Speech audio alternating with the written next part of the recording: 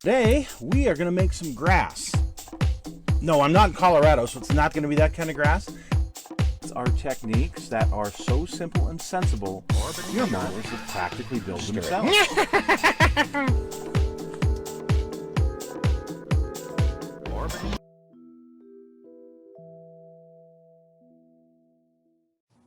The bravest are surely those who have the clearest vision of what is before them, glory and danger alike, and yet, notwithstanding, go out to meet it.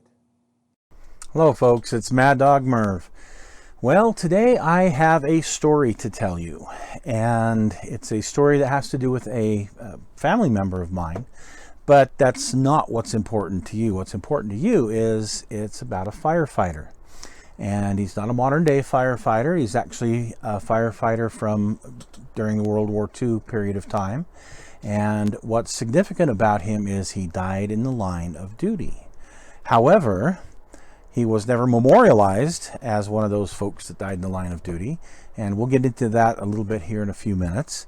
And we'll kind of go over the call that he went on and, just a little bit about his life to help you understand what it was like to be a volunteer firefighter back during his time in his life, and the recognition that he finally received not too long ago for the heroic duties that he did. So without further ado, stick with Mad Dog Merv today, because we're going to talk about Chief Plant. So every morning, as part of my morning ritual, I check the news and I check my Facebook news feed to see what might be there. I have a cousin, Larry Sharp, who is back in Maryland.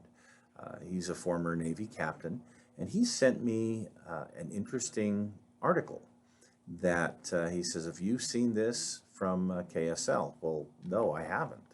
So I open up the link, and it's a piece from KSL TV here in Salt Lake City about a South Salt Lake firefighter who was never recognized for some heroic deeds that he did, and he had died in the line of duty. And as I watch this piece, it turns out that this person is a member of my family. In fact, it's my grandfather's brother.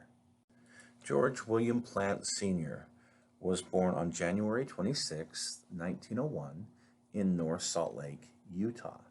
And in fact, when I did that piece recently on the copper plant, he's part of that family that lived in the house that was there on the property of the copper plant.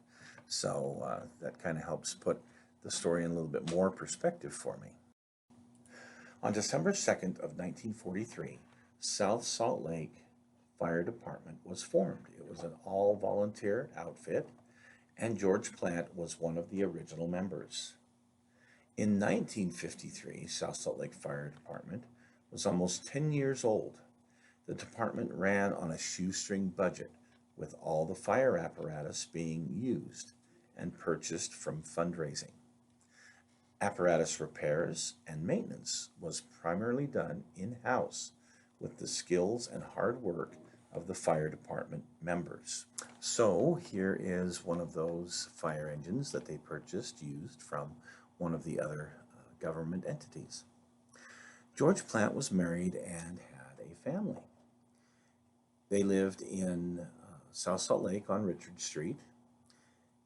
He worked with his brother, who was my grandfather. My grandfather was the chief candy maker at Sweet Candy Company, and he and George would carpool together because they both lived in South Salt Lake to and from work. On June 14th, 1953, which was a Sunday, at approximately 2:15 in the afternoon, Chief Plant was getting ready with his family for Sunday dinner. Suddenly, the fire station siren went off at the fire station that's located several blocks away, alerting volunteer firefighters that there was a fire call. Chief Plant rushed away from his meal, out the door, and to his vehicle parked out in the street. He didn't even take time to change into his fire clothes, as he generally did. As Chief Plant left his house and family, he called over his shoulder, "I'll be seeing you. We'll go for a ride." Back in those days, it was very common to go for a Sunday drive for entertainment purposes. So we're going to look at the drive that he had. Here where the arrow is the home on Richard Street, and how he had to drive down this road to get to the firehouse. So we're going to retrace this drive. So there's the house, go to the end of the street, over here to West Temple, and head south. And you can see this isn't a very long drive to get where we need to go. I think it took me about 2.5–3 minutes total to get over to where the fire station used to be. Now the fire station is long gone. That particular fire station was torn down many years ago, but you can see it's not very far. He would have made a left turn coming up here at what the next street would be. So here at the arrow is the fire station, where they would have picked up their truck and any other equipment that they needed. And now we're going to head to the site of the fire. And you can see by the bottom arrow, this is where the site of the fire was, at the IGA on 2700 South, 2704 South to be exact, and State Street. So leaving from where the fire station used to be, you can see it's a very, very quick trip. Less than a minute to get us over here to 2700 South and State Street. The old IGA Food Town was on the southwest corner. You can see right there where that little strip mall is, southwest corner. And it was fully engulfed at the time. They pull up on scene, they get their equipment out, they start doing what they need to do. Well, during this time, one of the pumper trucks developed a problem in pumping the water. The firefighters quickly went to work on trying to put out the blaze. One of the pumper trucks developed a problem in the pumping pressure for the hoses. Chief Plant went to work at the panel trying to get this to work properly, and found that there was a leak, needed to hold a couple of hoses together to keep the pressure up so that they could fight the fire properly. Had he not done this, it's very likely that some of the other firefighters could have been gravely injured due to the heat and the intensity of this fire. But Chief Plant suffered a heart attack while under there. And here is a newspaper article from the day after, shows Chief Plant, some of the people there working on him, trying to revive him. He suffered a major heart attack and was taken to the county hospital. And you can see here where his home was. Follow this little blue line from where the fire was on State Street up to the county hospital, and you can see it wasn't very far away. Just maybe a 2-minute drive, if that. They got to the county hospital, however, Salt Lake County Hospital, and found that he was completely unresponsive and he was pronounced dead on arrival at the hospital. Chief Plant's heroics were recognized by South Salt Lake, but never really got to a level of a state level or even a national level. And they do have some of these places where they commemorate fallen firefighters. Well, let's fast forward here to modern times, and that's now being remedied.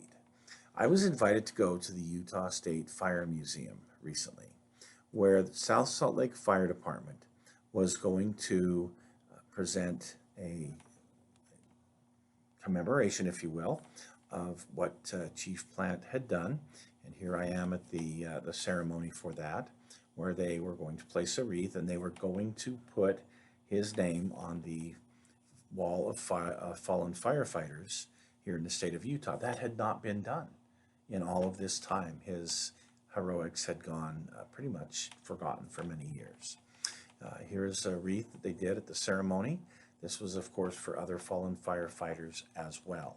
A lot of the credit for getting this recognition was Captain Lindsay Hogg with the South Salt Lake Fire Department. She was very instrumental in doing a lot of the research necessary to make this happen. because, well, again, it was just kind of forgotten in the national firefighting scene. Um, but Captain Hogg was really instrumental in putting together and making this certain event happen. Here's the South Salt Lake Fire Department here at the wall of fallen firefighters at the Utah Fire Museum. And they had presented a plaque for the family, the descendants of Chief Plant. And here is his plaque there on the wall at the Firefighter Museum, which is in the Tooele County area of Utah. So thank you for joining us today, folks. And, well, hope you learned something. Hope you enjoyed this show. And we'll see you again real soon.